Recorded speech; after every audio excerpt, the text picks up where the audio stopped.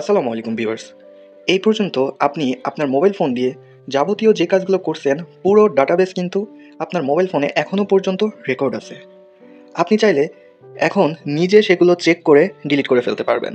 তার জন্য সর্বপ্রথম আপনাকে চলে যেতে হবে আপনার মোবাইল ফোনের যে ক্রোম যে ব্রাউজারটি আছে সেটাতে আপনি প্রবেশ করে নেবেন। ক্রোম ব্রাউজারটিতে প্রবেশ করতেই আপনি ওপরের ডান সাইডে যে 3 ডট লাইন আছে সেখানে ক্লিক করে দিবেন। সেখানে ক্লিক করতেই একটু নিচে স্ক্রল করতেই আপনারা দেখতে পারবেন সেটিংস। তো সেটিংসে ক্লিক করে দিবেন। সেটিংসে ক্লিক করতেই নিচের দিকে একটু আসতেই আপনারা দেখতে পারবেন সাইট সেটিংস। তো সাইট সেটিংসে ক্লিক করে দিবেন। তারপরে আবার নিচের দিকে স্ক্রল করতেই আপনারা এখানে দেখতে পারবেন ডাটা স্টোরেজ। তো ডাটা স্টোরেজে ক্লিক করে দিবেন।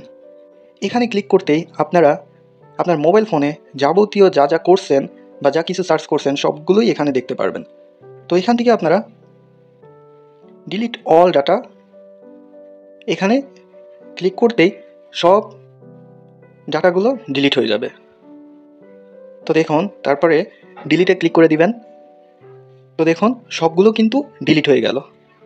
তো এভাবে আপনারা আপনাদের মোবাইল ফোনের সার্চ করা ডাটাগুলো আপনারা ডিলিট করতে পারবেন। তো আজকের ভিডিও এই পর্যন্তই।